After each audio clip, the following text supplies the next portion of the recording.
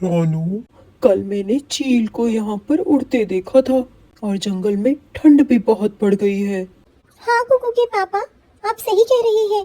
हम कुकू को भी अपने साथ लेकर उड़ेंगे आज। मम्मा, मुझे अब थोड़ा थोड़ा उड़ना आता है। जब आप भोजन ढूंढने जाते हो, मैं पीछे से उड़ने की प्रैक्टिस करता हूँ। शाबाश मेरे बेटे, आप जल्द ही उड़ना सीख लोगे। इतना कहकर रानू और उसका परिवार पहाड़ों के जंगल में भोजन ढूंढने के लिए चल पड़ते हैं। रास्ते में उन्हें एक नदी पड़ती है। पापा, ये नदी बहुत गहरी है क्या? हाँ कुकू बेटा, हमें हमेशा नदी के किनारों पर रहना चाहिए, वरना हम डूब भी सकते हैं। यूं ही बातें करते करते रानू का परिवार हिमालय के जंगलों में पहुंच जाता है। कुकू के पापा, यहाँ तो और भी ठंड है। मैं सोच रही थी कुकू को यही छोड़ देते हैं। हाँ रानू, तुम सही कह रही हो, आगे खतरा भी हो सकता है। ये एक घना पेड़ है। हाँ कुकू के पापा, इसलिए मैं सोच रही थी इस पेड़ पर ही कुकू को हम कुछ देर बिठा दें और हम जल्द से खाना लेकर कुकू के पास वापस आ जाएं। कुकू के बिना हम हर खतरे का सामना कर लेंगे और हमें चिंता भी नहीं होगी। मम्मा, आप घबराओ नहीं, आप जाओ। कुकू बेटा, आप हमारा यहीं पर इंतजार करना। इतना कहकर कुकू के माता पिता भोजन ढूंढने के लिए गहरे जंगल में निकल पड़ते हैं। कितना सुंदर है ये जंगल। मैं तो आज से पहले कभी इस जंगल में आया ही नहीं। आज मैं यहीं पर उड़ूंगा। इतना सोचकर कुकू उड़ने की कोशिश करता है। कुकू कभी नीचे जाता तो कभी ऊपर।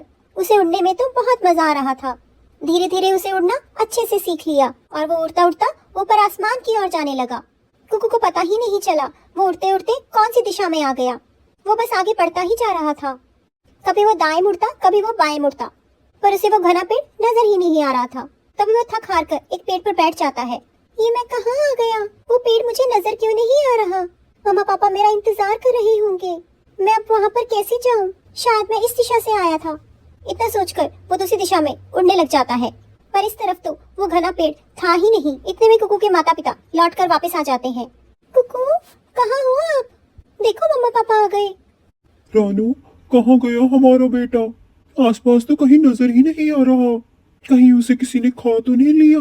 कहाँ ढूंढे हम अपने बेटे को? इतना सोचकर वो जंगल में ढूंढने के लिए निकल पड़ते हैं अपने बेटे को, पर उन्हें कहीं भी अपना बेटा नजर नहीं आता। थक हार कर वो अपने घर आ जाते हैं। कुकू के पापा, कहाँ है कुकू? रानू, तुम घबराओ नहीं, मिल जाएगा हमारा बेटा जल्द ही। भगवान पर विश्वास रखो तुम, हमारा बेटा जल्द ही होगा हमारे पास। वही कुकू दूसरी तरफ अपने माता पिता को खोजते खोजते उड़ते उड़ते थक चुका था। उसके पंख भी अब जवाब दे चुके थे, इसलिए वो लड़खड़ाकर झाड़ियों में गिर जाता है और वहीं पर वो बेहोश हो जाता है। रानू बहन, मैंने सुना है कुकू वापस नहीं आया आप लोगों के साथ। हाँ गौरी बहन, मेरा कुकू नहीं आया हमारे साथ। पता नहीं मेरा कुकू किस हाल में होगा। तभी वहाँ से एक अनजान पक्षी उनके पास आ जाता है। मैं पास वाले जंगल में जा रहा हूँ, पर मुझे बहुत भूख लगी है। क्या आप मेरी मदद करेंगे? सुनो अजनबी पक्षी, हम तुम्हारी मदद नहीं कर सकते। गौरी बहन, ऐसा मत कहो। शुक्रिया बहन, क्या आप मुझे खाने को देंगी? एक तो हमारा यहाँ पर बच्चा खो गया और तुम्हें खाने की पड़ी है। भाग यहाँ से, गौरी उसे क्रूरता से बोलती है। पर तभी टुन्नू उसकी मदद करने को तैयार हो जाता है। गौरी बहन, ऐसा मत कहे। बेशक हम आज मुसीबत में हैं, पर हम इस अजनबी पक्षी की जरूर मदद करेंगे। रुको भाई, मैं तुम्हें कुछ दाने दे देता हूँ। इतना कहकर टुन्नू उसे कुछ दाने दे देता है। वो अजनबी सा पक्षी दाने खाकर अपना पेट भर लेता है और टुन्नू का शुक्रिया अदा करता है और आगे जंगल की ओर बढ़ जाता है। उड़ते उड़ते उसकी नजर कुकू पर चली जाती है।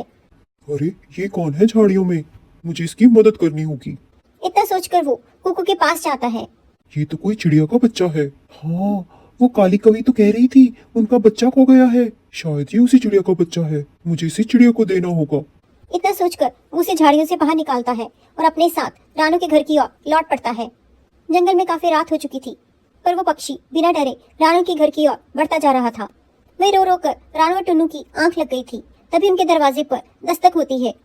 कुकू के पापा, देखिए कौन आया है इतनी रात को। डरते डरते टुन्नू दरवाजा खोलता है। उनका बेटा कुकू उनके सामने होता है, जिसे देखकर उनकी आंखों में आंसू आ जाते हैं। पक्षी भैया, आप मेरे बेटे कुकू को वापस ले आए, आपका बहुत बहुत धन्यवाद। मैं आपका ये एहसान जिंदगी भर नहीं भूलूंगी। अरे बहन, एहसान कैसा? तुमने मेरा पेट भरा था और मैंने तुम्हारी गोद। पक्षी भैया, अगर आपको जल्दी नहीं तो आप ये रात हमारे घर ही गुजार ले। नहीं भाई नहीं, मुझे अब जाना होगा। मेरी बहन मेरा राह देख रही होगी। आप अपने बेटे का ध्यान रखें। इतना कहकर वो अनजान पक्षी रानू के घर से निकल जाता है। मम्मा आप सही कहते थे, हमें हमेशा बड़ों की बात माननी चाहिए, क्योंकि बड़े जो कहते हैं वो हमेशा सही होता है। हाँ कुकू बेटा, बड़े हमेशा छोटों की भलाई ही चाहते हैं। अब तुम कभी भी ऐसा मत करना। इसलिए दोस्तों, हमें हमेशा अपने माता पिता की बात माननी चाहिए।